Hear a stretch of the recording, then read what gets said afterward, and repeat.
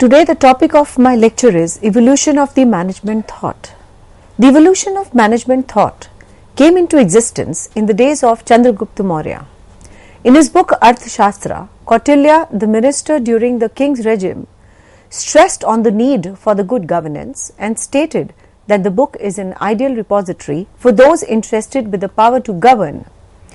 Surprisingly, the current trends of the management practices are also described in his famous book in the form of organizational vision, mission and objectives, which were incorporated by the 20th century management guru Peter F. Drucker.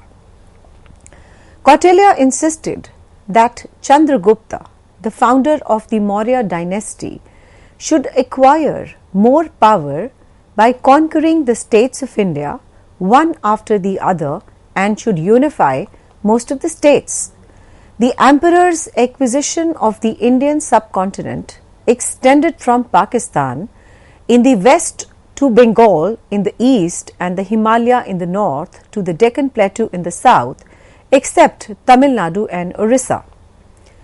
As per Kautilya's directives, Chandragupta acquired the power and authority over the entire Indian subcontinent, which by common management principles aligned to settle and setting the objectives and working towards its effectiveness by identifying the potential. On the execution front, Kautilya believed that the running such a vast territory required the excellent leadership skills, improved resource capital and the sound organizational hierarchy, with the king as the head and the prime minister who looks after the organizational aspects of the state machinery, using the ministers of the state legislature down to the leaders who were allotted the responsibility at a micro level. Alignment in the thought of Kautilya and 20th century management guru Peter Drucker with respect to the organization being a social dimension with the business and economic objective and with the proper hierarchy, exuding the power and authority is very evident from their work considering the above citations. Kautilya also focused heavily on the human resource unit of the organization and advised the Chandragupta to lay out the plans for the resource motivation. Kautilya also focused heavily on the human resource unit of organization and advised the Chandragupta to lay down the plans for the resource motivation, studying the impact of the external factors affecting the organization, that is, the strength of the other kingdoms, their ambitions and the threats anticipated from these arenas, targets, that is the modernization of the cities, acquisitions of the states and effective administration on forest reserves, mines, agriculture, trade, fisheries and diversification minerals and metals and so on. Land and water are lawful and justified for the policies and the procedures which formulated for any of the organization, that is the organizational, provisional, sustainable growth. Investment of Chandragupta Maurya, the king of the power by appointment the state heads to the rules their own states as is being decentralized the organizations done in board and in other areas of management on which the Kautilya laid emphasis on the following: crisis management, risk management, strategic management, acquisition, mergers, establishing a network and creating an information system framework which have connects developing and have been instilled in the modern management approaches of today. Since the early days, the concept of management had come into existence. Whenever the effort had to be expended by the team, it was extremely important that the team had to be managed. Therefore, a group of two or more individuals have to be managed by the entity in the earlier days.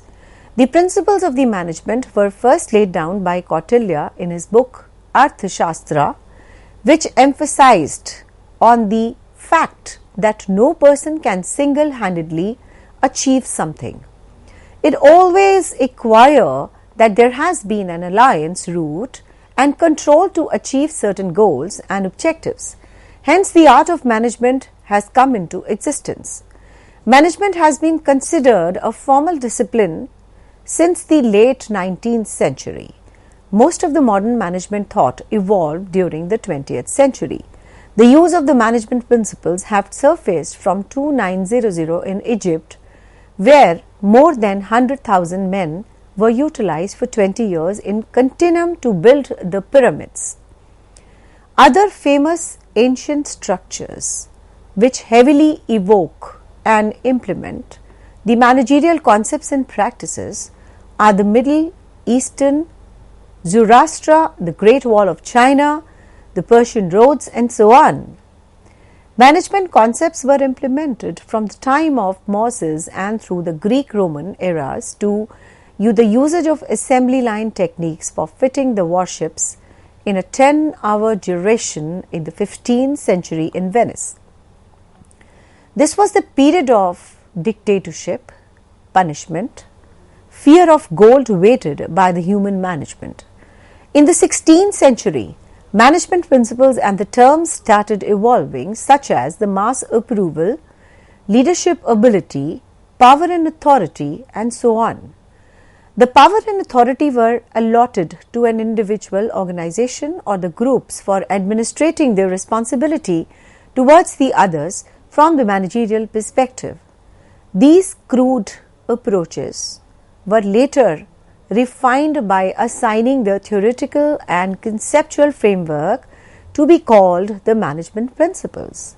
Further, the Enlightenment and Renaissance age brought the massive changes with respect to the managerial skills, abilities, and perceptions with the advent of industrial era.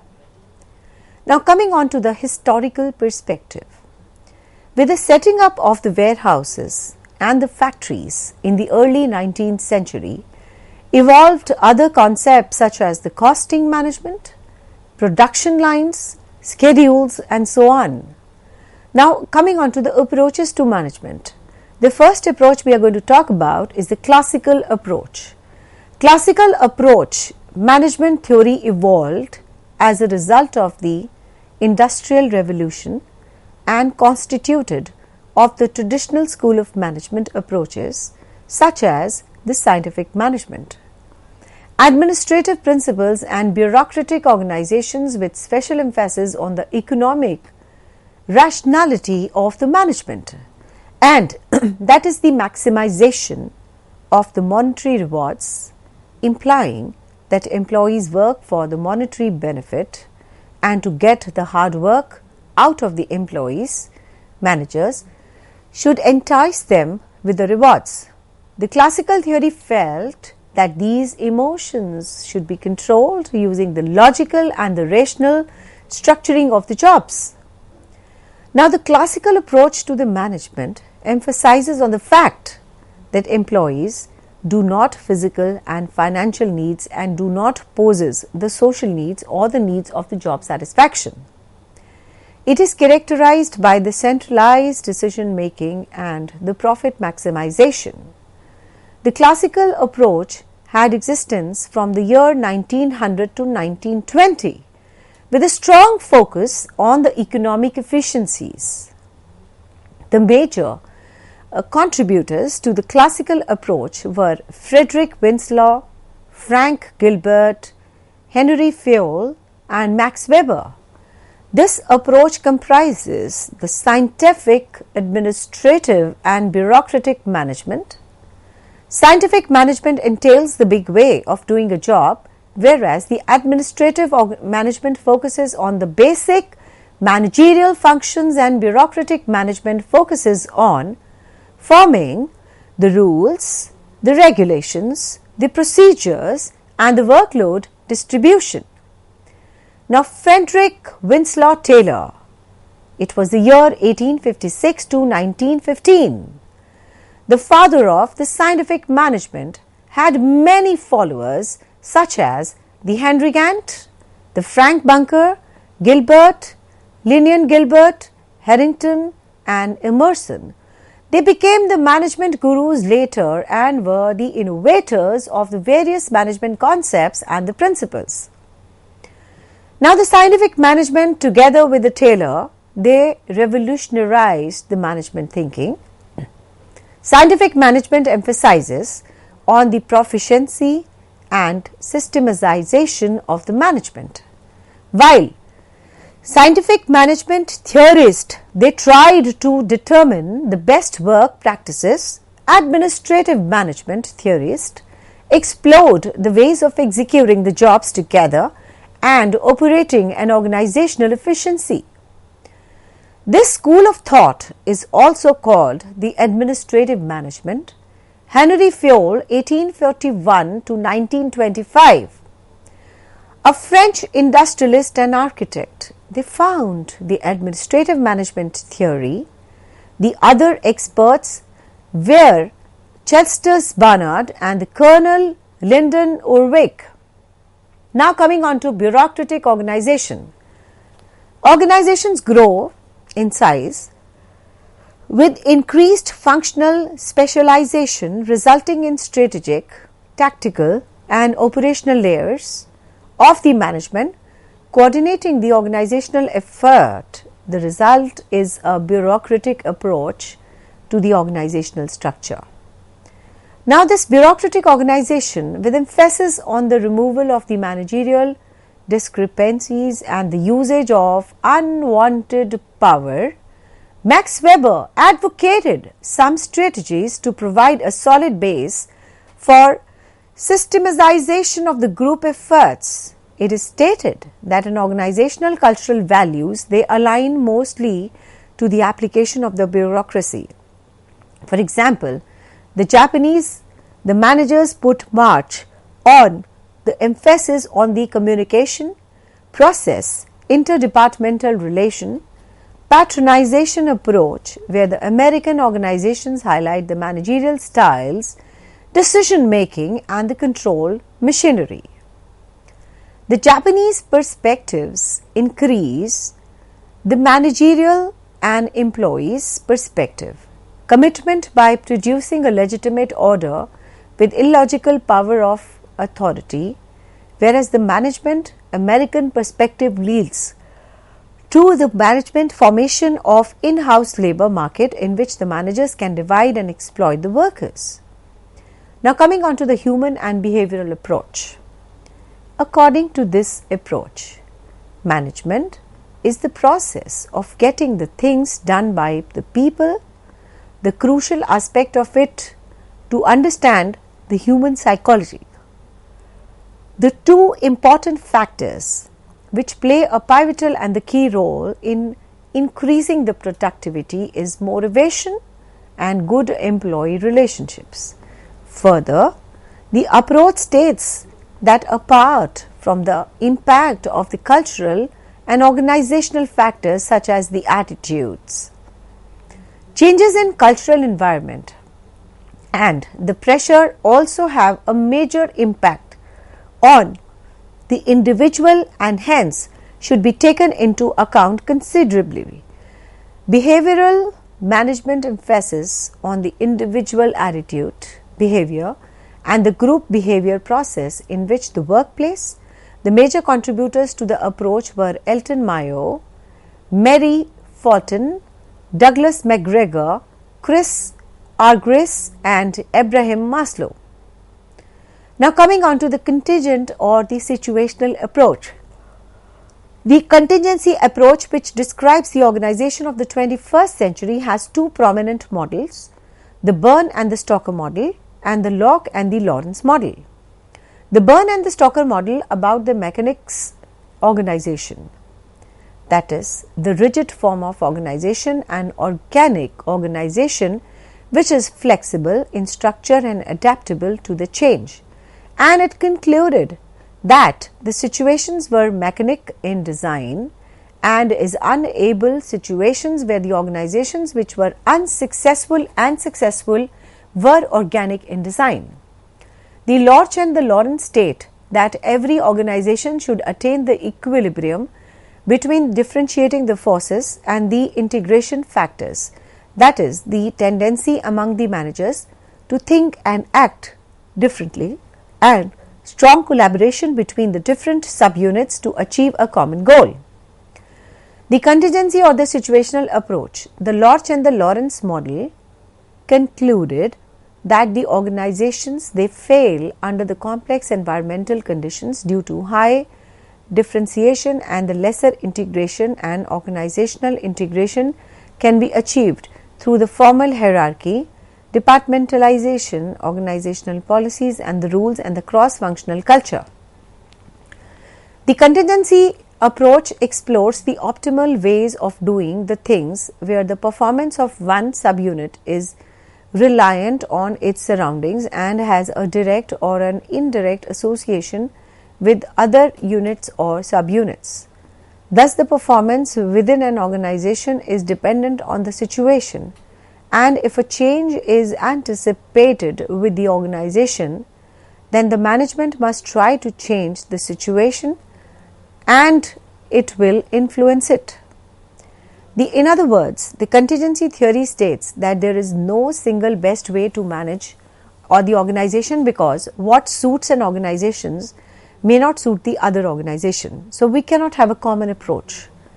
The contingency approach are framed to depict the organizational design situations. The contingency design adapts an organization and its units to situations which describe the organizational uncertainty. The environmental uncertainty comprises of the social, political and economic pressures on the organization, on technological breakthrough, resource and supplier consistency, and the consistency in the demand for the products and the services of the organization. The managers should present the objectives and prepare the strategies, formulate the organizations, and must instill the mechanics to adjust the changes in the surroundings. Now, the contingency and the situational approach, the managers should have adequate management relations, skill and leadership styles to incorporate the changes and bring the steadiness. This approach does not adhere to the strict management principles and the practices and must follow what the environment, that is the political, social, economic and technological, requires. The management of the organization is more creative than the mechanics. The contingency approach could be considered a practice-based approach. An example of the contingency aspect a manager is facing is the non-availability of a web designer till the end of the organization for his 6-month project schedule to be over by the end of the December. The manager now has to inform his unit head either to allocate him a response from the other teams or the reschedule the project by adding a month later for the project calendar. The decision can be taken by the manager on the basis of additional cost incurred in the project due to delay in the schedule and resource feasibility, that is the commitment of the substitute in other terms. The operational approach is another approach of management. The operational approach of management emphasizes on the management functions and the principles involved in performing these functions. The emphasis on the several management functions changes from organization to the organization and from the level to level. The operational approach to management focuses mainly on the planning, on directing, organizing, staffing and controlling. Now, moving on to the operational approach, these functions cannot have a static form as an organization has to function in a dynamic mode. This approach also known as the management process approach. It views the management as a social process where the actions are initiated to accomplish objectives. Operational approach offers a broader scope of the management across the organization levels and the types. This approach suggests that management is a universal phenomena irrespective of the type of organization or the levels of an organization. The approach gives a practical perspective by providing the classification of managerial functions at the first level into planning, organizing, staffing, directing, controlling, etc. However, the operational approach has been criticized on the following grounds.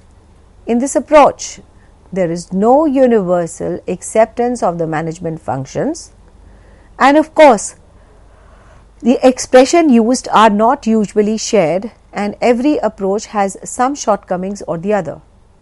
Next, we have the systems approach.